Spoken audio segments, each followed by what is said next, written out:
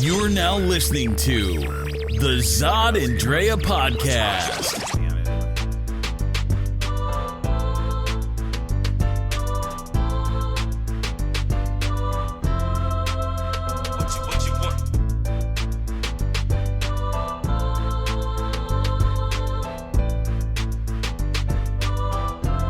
And we are back, everyone. Oh, yeah. Ready for another podcast this week? Let's do it.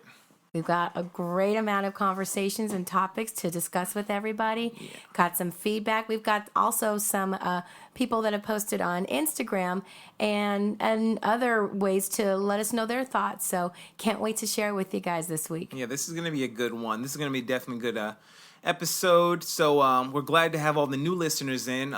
We seem to be gathering a lot of traction on our social media, which is a lot of fun. Mm-hmm. So I'm glad people are actually listening in. And, you know, not just listening, but also contributing to what we're talking about, whether they're social issues, whether they're fun issues, you know, crazy topics. I mean, this is going to be going on for a while. And I like the fact that people are jumping in, you know, feet first and, you know, hanging out with Zod and Drea. You know. Participation is highly recommended. Thank you. With our podcast. So again, we created this to share our world with you, share what we're about, share our thoughts. And without you guys contributing, letting us know what you think, whether you're in support of our thoughts or our opinions, whatever it is, let us know. Yeah, just hit us up. You can either hit us on the website, zodanddrea.com, or anything that's at Zod and Drea. We also have a think tank of people that we're bringing into this, so you're going to get a whole bunch of different topics and discussions from a really great group of people that are going to help us with this podcast, and you're going to hear from them also on future episodes. But let's get into what we're about to do this time, huh? All right, let me tell you what we're going to talk about today. Cool. First, in entertainment, we're going to talk about Ghostbusters and a lot about what just kind of the controversy that was surrounded the release of this movie. Yep. And then for relationship section, we are going to talk about what is a reasonable time to get married. Yeah, we got a lot of people hitting that Vegas scene, but we got a lot of people who take that 20-year scene, so we're going to talk about that a little bit. And then for our main subject, we're going to ask the question, have race relations improved or worsened since the civil rights movement? So this is going to be a fun one. We got a lot of responses for that one, and you know, keep the conversation continuing on the websites, Instagram, wherever you see us. But you know, for now, we're going to talk about Ghostbusters. You know, a movie that we hadn't even seen, but it was the controversy that really, really, really captured our attention. What I was really surprised to see and to read about and to hear about was not even anything about the characters themselves or the actresses and their skills and their abilities, because you had a great amount of actresses that are in this movie. So they're taking the old school movie of Ghostbusters and applying it now to where it's an all-female cast. So you've got a lot of comedians from Saturday Night Live and just a lot of professional actresses, too, that are funny. And Thor. Yeah, and Thor somehow. Thor just seemed to fit in somehow, right? But why was the main topic of conversation was the treatment of Leslie Jones. Yes. I mean, it was funny because even when the trailer came out, it was first off when the trailer came out. That's what was funny, because the trailer came out and people were like, okay, this isn't funny. They were kind of judging the whole movie as a whole. Like, oh, we don't need another Ghostbusters movie. We don't need all this because, you know, we already did that and, you know, been there. You know how it is with people in these remakes. Hollywood's lost a lot of ideas. Mm-hmm. But then it was Leslie Jones that people were really focusing a lot on about her character. The fact that we had 3 smart white scientists and then the black lady's like just some street chick who worked, you know, in the subway. She wasn't one of the... You know, I mean, you couldn't just make her a damn scientist. I mean, why couldn't one of the other girls be, you know, the correct? But anyway, the way that it went, and that was only from the trailer. That's not even when the movie came out. But you know, I mean, can I read off a couple tweets that happened? Sure, go right ahead. So one of the tweets was once the trailer came out was from this guy named Omen Wilson, which is at hogfromcock123, which says, "Oh, of course, the black woman can't be a scientist. Hashtag Ghostbusters racist." So people were really feeling this. Also, Mike Stride from what Mike said. Also, I think it's a bad and a bit racist that the token black member of the group is a streetwise subway employee. It's something that we've seen in Hollywood plenty of times. But then as the movie came out, it started getting really good reviews. Really good reviews. People were really enjoying it. But then you had your haters. Here we go. You had your these just mean and vicious people making comments about not Leslie Jones as a comedian, not as a talented woman in the world, but just because of a certain way she looks. You had men just being cruel to her. Come on, fellas. And one of them, his name was Milo. Oh, man. Do we even have to get to him right now? I don't even want to talk about what his last name is, but Milo Yiannopoulos, some bullshit. Which, thank goodness, Twitter banned forever from, so he can no longer even post anything. Yeah. But I'm not going to repeat verbatim what he said, but it was just so cruel. He was some bullshit editor from that site, that crappy site Breitbart, that people sit there rely on when they want to hate on anything liberal, like anything liberal. So, here's this guy. We see it seems like the conservatives, and I'm not saying all of them, but they've accepted a role in a political structure where they now, when they can't agree with something, they hate on it. Mm-hmm. It's not a discussion. It's something that's hateful. And I mean, some of the things that people had said, what Leslie Jones actually had said is on the New York Times article, she says, okay, I've been called apes. She wrote this on Twitter. Even got a pic with semen on my face. I'm trying to figure out what human means. I'm out. Remember that? What gives this person the right to say that to a human being? Would you have the nerve to say that to her face? Nope. No, you want to hide behind your computer screen and think you a big old guy and you can boss around and do whatever you want. Well, you are a punk. You are a weakling. And she came back and rose from that with grace. Yeah, she got a commercial out. What is it? She got some like GM or something? She got all kinds of stuff. Because she is a talented woman. Do I agree with the role that she had in Ghostbusters? No, I wish she wanted to be the scientist. Yeah. But if anything came from out of this movie is one, I definitely want to see it now because I get to see the character of how Leslie Jones truly is. When she was beaten down, just relentless, she came out stronger and better than ever. I hope so. I mean, the one thing is she left Twitter as a result, and I hope it's only going to be something temporary because, I mean, nobody should be bullied into something like, leaving a social platform just because other people don't agree with how you look. Right. So it's something that's absolutely silly. It's stupid, and, I'm hoping that we're getting a little bit past that point in society. So if you see somebody, messing around with Leslie or anybody else that they don't agree with their looks, I would hope you as men and women jump on the bandwagon and attack that bastard. Relentless. Let them bleed. Oh, man. But yeah, what's up with the next point? Next topic. Oh, let me get this one. All right. Yes, please start this one. This one is a lot of fun because, Dre and I were talking, and she came up with a really good question. And she asked, what do you think a reasonable time to get married is? And I'm like, I don't know, because I got friends, man. They met like 2 months later, boom, they were married, boom, done. And others, they take like 20 years, finally get married, then they get divorced. So it's like, what is that sweet, what's that sweet spot, to get married? Some people, one thing that you'll see over in Las Vegas a lot of chapels, and even some of the hotels have chapels in them because people just go there. It's cheap, it's quick. And sometimes people get drunk and, hey, why not make a quick buck? Britney Spears did that, made that mistake. There are a few people that did. But then that annulment lawyer's facility is right next door to the chapel. Right there, right next to the pawn shop where you can get rid of that ring. Makes it very convenient. Or buy the ring, whatever. But why don't you read off what Cosmopolitan magazine had to say about why you should get married? Again, this is from Cosmopolitan. The reasonable time to get married is one, you've dated around. Okay, so you've done your thing. Done your thing. Seen what's out there, and now you're at this point. Number two, you share similar goals. Okay. You both want to achieve certain things, certain times. You both like going to the shooting range, right? Right. Love baking at 2:00 in the morning. Exactly. Sure. Number three, you don't want to change him. Yeah, find me. Okay.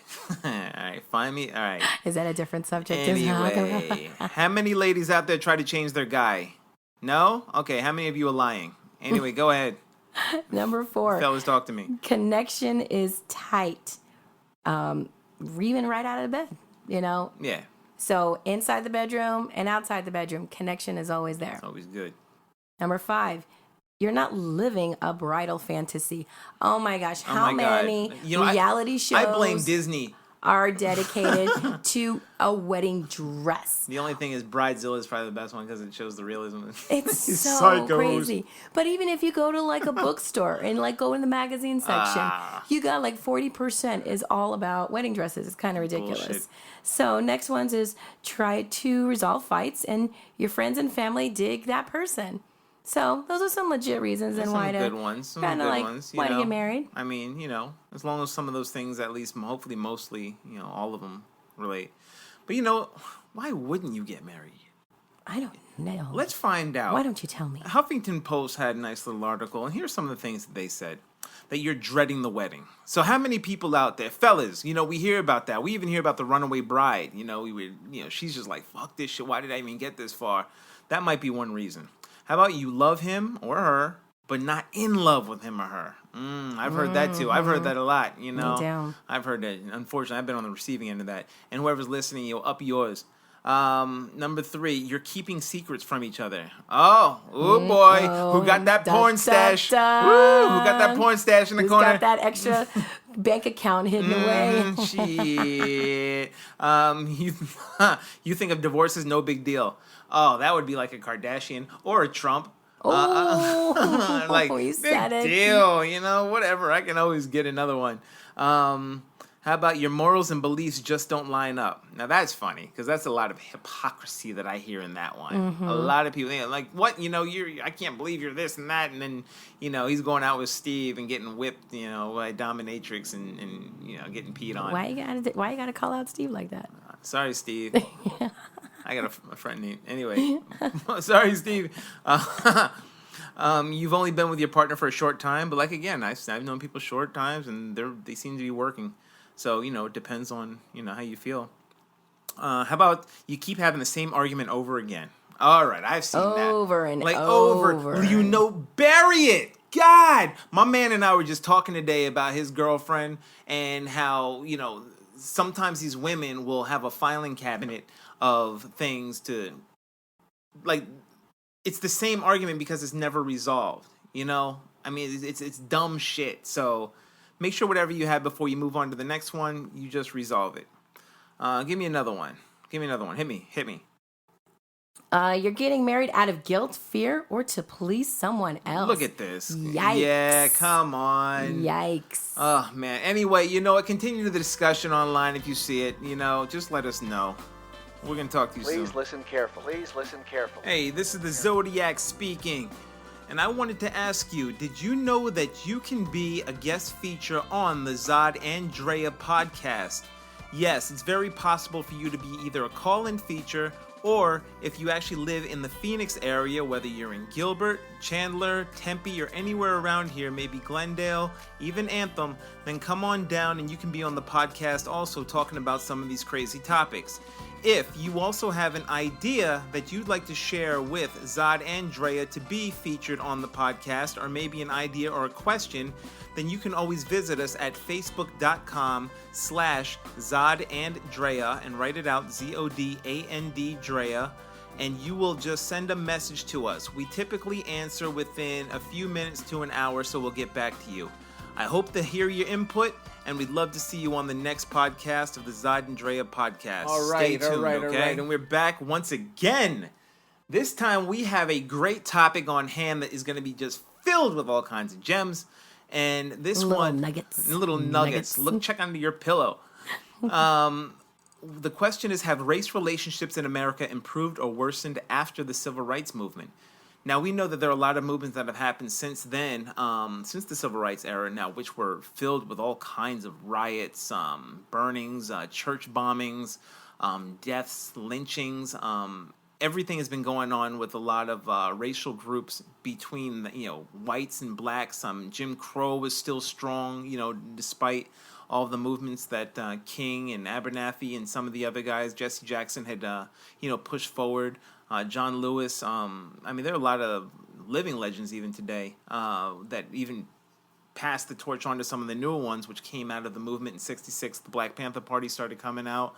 And then you fast forward to now, where a few years ago, people would have thought race relationships were okay, especially before Barack Obama was elected. Mm-hmm.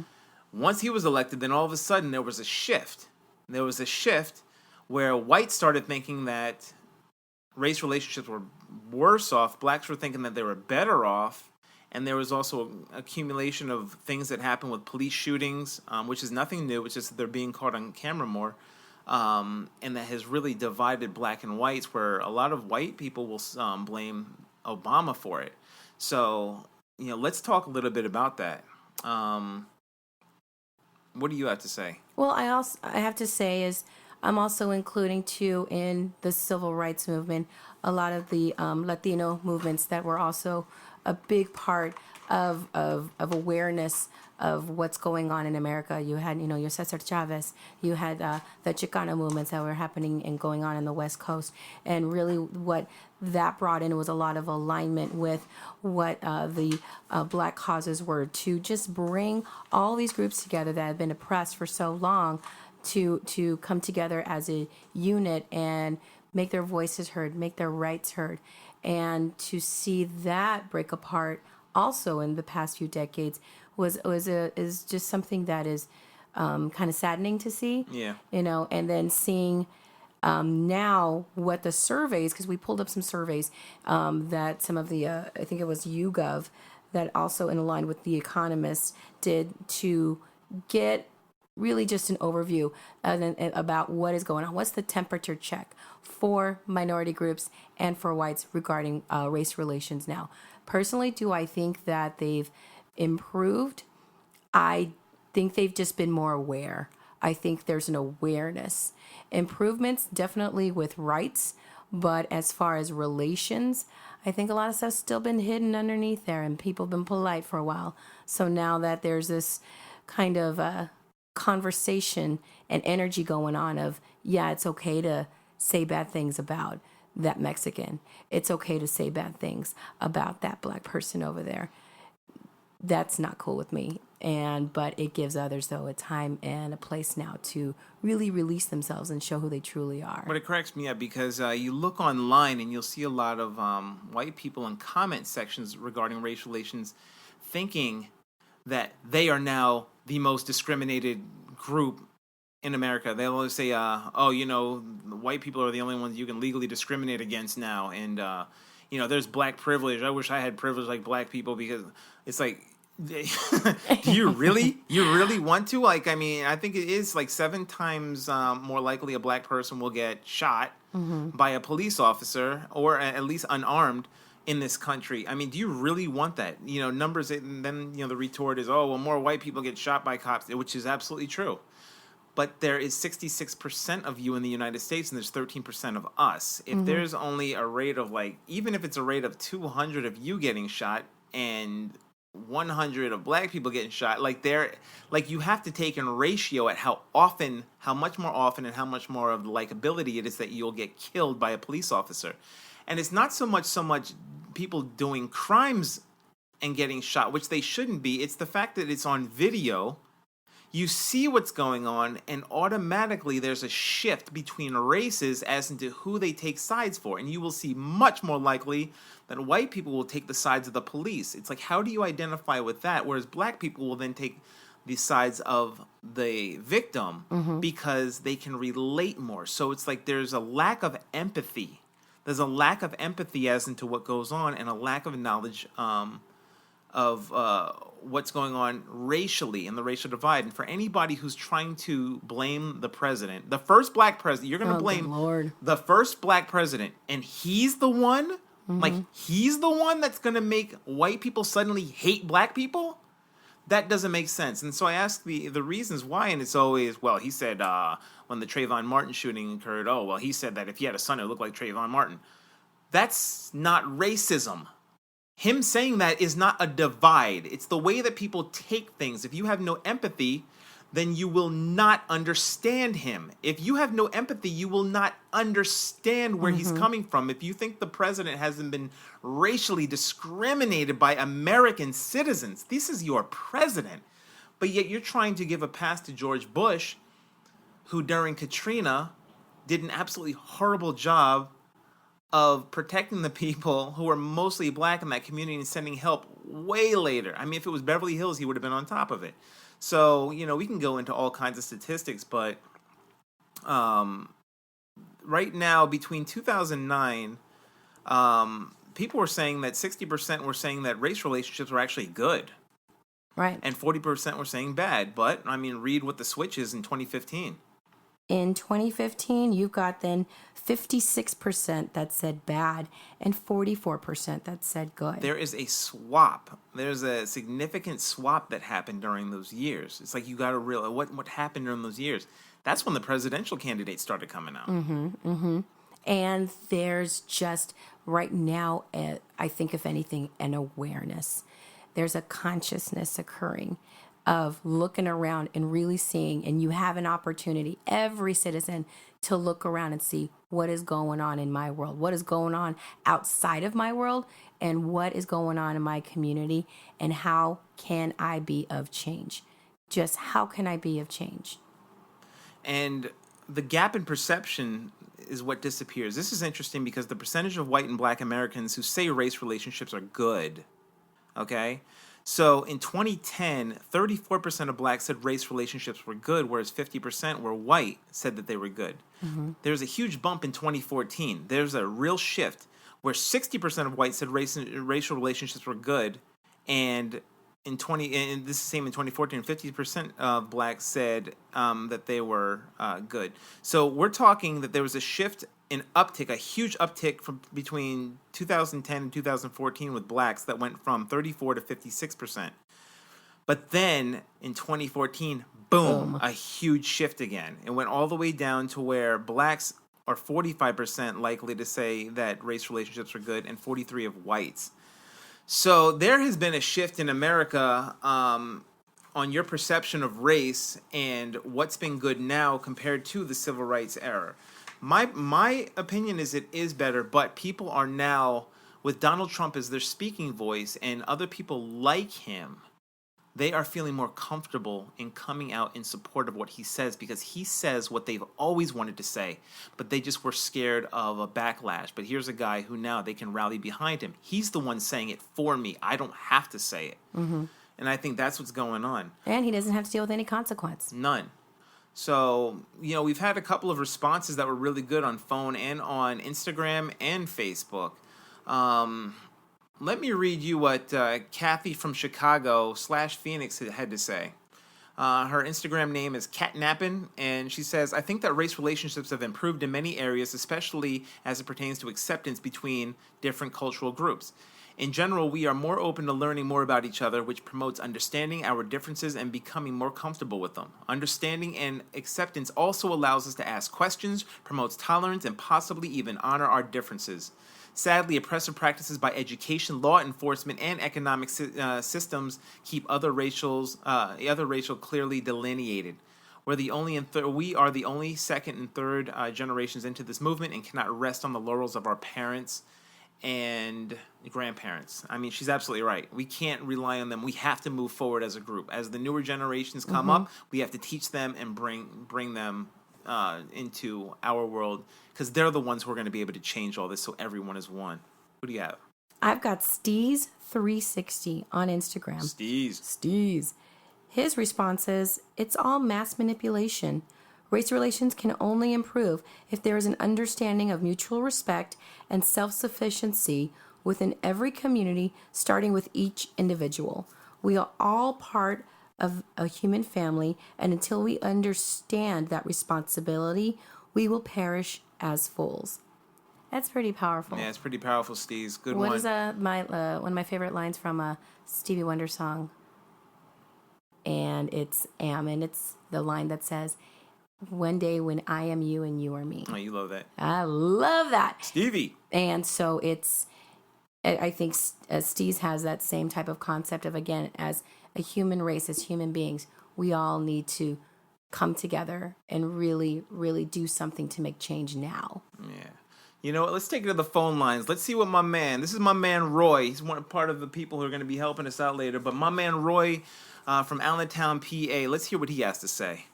What's happening, Zod and Drea? This is Roy Schuler from Allentown by way of Harlem.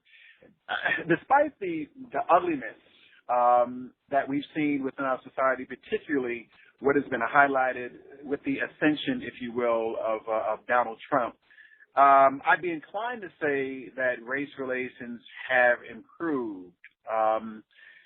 Clearly there is still some ugliness with which we deal. A lot of these things are coming out of the woodworks again with the ascension of Donald Trump. But overall, I think in the way that we relate to one another, it's not as vitriolic as it once was before the civil rights movement with dogs and fire hoses and the like. We've still got a long way to go, but I'd be inclined to say that they have improved since the civil rights movement. Thanks. Bye. So Roy thinks things have improved. Yeah. I think he's right on that. The fact that despite what Trump says, despite whatever, we aren't getting heavily lynched that badly. We're getting killed, shot in the street by cops, but things are a little different. Falsely arrested. Yeah. But, we're getting a little bit better, and I think that we are going to wind up improving a little. Thanks, man. Thank you. Appreciate that. Let's get next to, who is this? This is Alicia. Oh, yeah, from East Orange, New Jersey. New Jersey. Alicia, let me hear what you got to say, girl. Hi, Zod. Hi, Drea. This is Alicia from East Orange, New Jersey. And I'm a little mixed on this topic because in one sense, I think race relations have actually gotten worse since the civil rights movement because back then you knew your quote-unquote place, and now you don't even see it coming. God be with us all. Bye, guys. Ooh, man, Alicia really took it there. She's pretty much thinking, before you knew who the Klan was. Mm-hmm. Now the Klan has traded in their sheets for some badges and shields, badges suits. And guns and suits, mm-hmm. So you don't know when it's coming. You don't know where it's coming from. It's right there in your backyard. It's right there in your neighborhood. That's a good way to view it. So in other words, it's a scarier time. It's right in your economy. Yeah. You say in the economy? Well, it's in the economy, definitely. So I think I totally agree with her. It's mixed, but you just got to be aware. You got to follow the money. All right. And Andy from Bridgewater, New Jersey. Brother, man, tell me, what do you have to say? Hey, Zod and Drea. This is Andy O'Hearn from Bridgewater, New Jersey. In terms of race relations, I think they've actually gotten better in most places. What I do think is that the scrutiny level has increased so much, and the media coverage has definitely been warped around it to exacerbate the worst cases and make everybody feel like that's the standard, that's the average. When in fact, I think I'm hoping that it's relatively rare. I think race relations. I think people understand it, especially younger generations, and the older generations. They may never come around, so you can't worry about them so much. So. Hope that helps. Enjoy it, guys. Bye. Wow, so Andy just tapped into both the young and the older generations. Yeah, no, it sounded good, out with the old and with the new. So, that's the way that you have to do. You have to proceed in that fashion with a lot of things. When, an old system isn't working, you've got to change it. Right. And you got to change it from within. Don't bring the past into the future. Nope. What are you going to do with that? That old-ass crap. We need something new. The Ku Klux Klan is old news. Let's put a foundation together where all of us can exist as one. Exactly. All right, so... always improvement. Well, I think we did it once again, huh? I had a good time. This is a good one, focusing on racial relationships and dealing with that, and we hope that you'll continue the conversation on our Facebook page, our website, wherever you want to do it, Instagram or Twitter, at Zod and Drea. So... And dial in. Please let us know your feedback. Participate in our questions. So this way you can be on the show as well. Yep. So listen for the next question of the week, which will be posted on our Facebook page, our Twitter page. It'll be posted anywhere. Otherwise, make sure you call 323-963-4945. 4221. That's the phone number where you can actually leave a voicemail and, get your voice possibly on our podcast in the future. So Give us a shout. Let give us us know. a shout out. All right. Thanks Talk to again. you later. You guys take it easy. All right. Till next week. Bye.